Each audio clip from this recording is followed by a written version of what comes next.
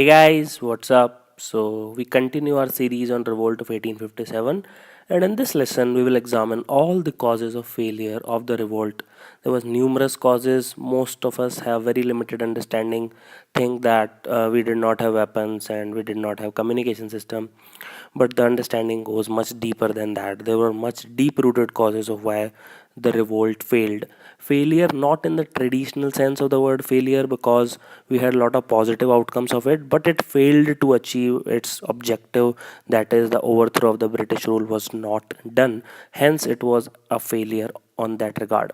This is presented by me, Roman Saini, and do follow me on an academy. This is the URL www.unacademy.in/user/Roman Saini. So, first of all, let's understand the background. Do you know the reason of the revolt? Yes, it was because sepoys were frustrated and all that reasons I have already told you in the video 1.2.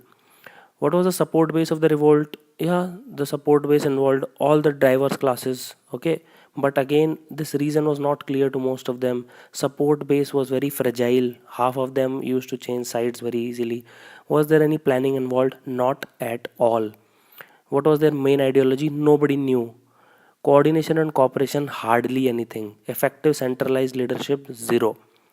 So, can you see this background? This is required for any movement or any revolt or any rebellion or any project at all to be completed. This is the reason, planning, support base, ideology, coordination, effective centralized leadership.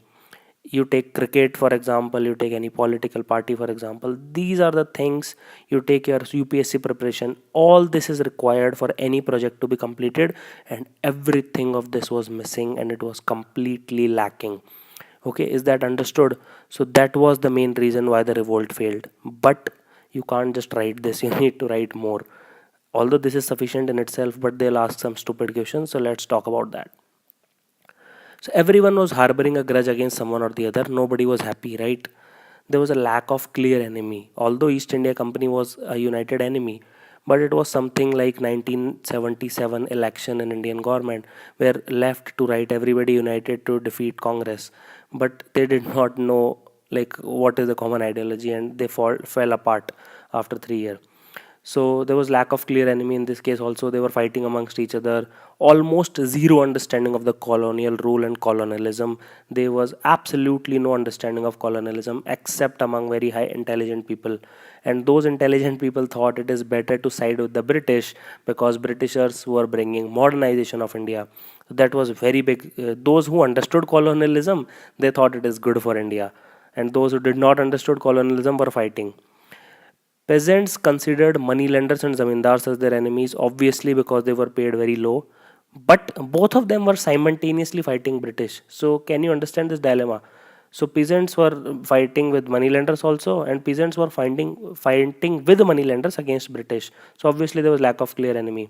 Now rulers and aristocracy like Nana Sahib, he was the adopted son of Peshwa Bajirao too, and he was not considered as Peshwa, and he was kicked out of Peshwa, and then he was not even given his pension. So they were furious because their rights, lands, money, etc., all were usurped by British.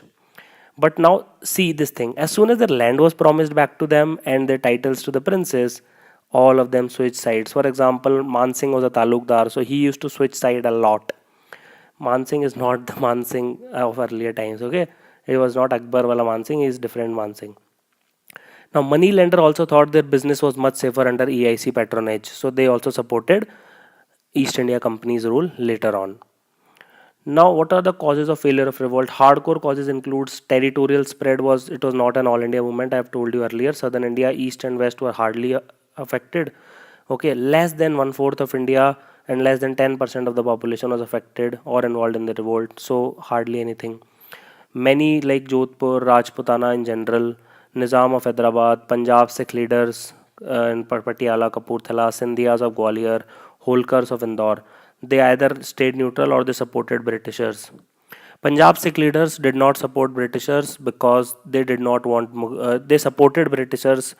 All of them either stayed neutral or supported Britishers. Especially Punjab Sikh leaders, they do not want Mughal rule to come back because they had already fought with them for a long period of time.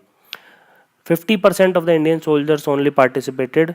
50% did not took part in the revolt. Okay, and they fought from the side of Britishers to crush it. When Delhi was reclaimed by Britishers, it was just 5,000 soldiers. Out of over two-thirds were Indians. So can you see, we were not united ourselves. So that is why we could not succeed. So this is just a map. Can you see this brownish area? This is the actual revolt area. You can see Delhi, UP, Bihar, and some part of MP. This light blue area where the supporters of British include Kashmir, Punjab, Rajasthan, this Hyderabad. This green area is completely neutral area, and this black spots were the states which were fighting against British. So as you can see, west, south, and east were largely unaffected. Only a very small area was involved. Now, what were the main causes? Again, lack of unifying leadership. So Bahadur Shah Zafar II was proclaimed Shenshah Hindustan, but as you all know, he was old, frail, 80s in age, weakest link of the entire thing. He was the main culprit.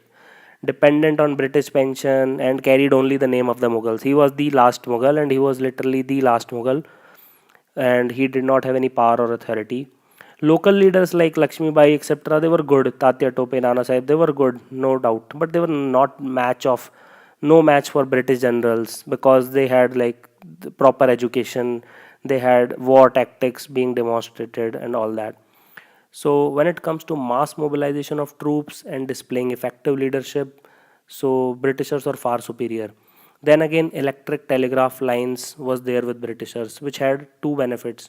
They could communicate and coordinate better among themselves, so that they can organize and mobilize their troops much faster, much quicker. And also they can keep an eye on the movement of rebels and plan in anticipation. Okay, this is again a crucial part.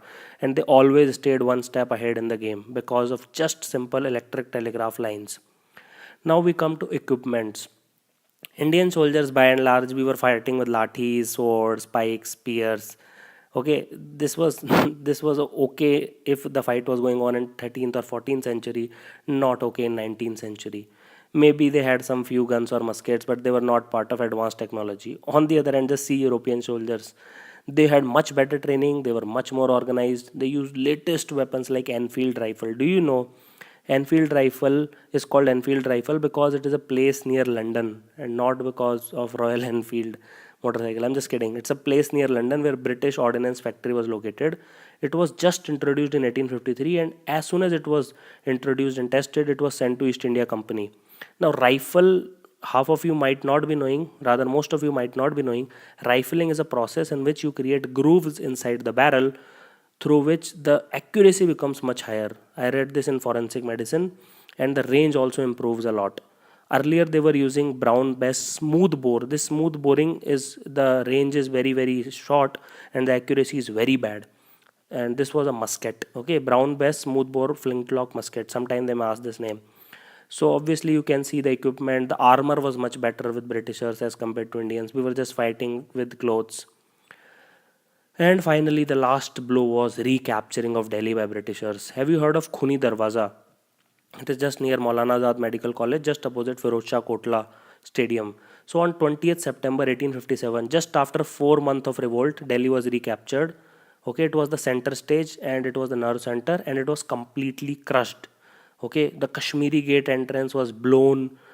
Bahadur Shah Zafar was sent to Rangoon, which is a place in Burma, erstwhile Burma, and he died after 4 years. His sons Mirza Mughal and Mirza Khidr Sultan, their upper garments were removed, they were half naked, and his grandson Mirza Abu Bakht, all three were shot on a point blank range by Hudson. This is at Kabuli Darwaza, which was developed by Sher Shah Suri. It is also called as Khuni Darwaza after that incident. Okay, and then he kept their dead bodies in front of Kotwali, means police thana, for a public display. All this lead to psychological defeat. Even then, the revolt was more or less crushed. And sepoys had complete lack of discipline. They do not know what do if they win, what they will do. They have zero understanding of phenomena of colonialism. There are almost every reason has been covered in this lesson, and I hope you enjoyed this lesson. So now you know when next time you need to revolt, what are the factors to consider. Just kidding. Roman Saini signing off. Thank you for watching this lesson. Have an awesome day.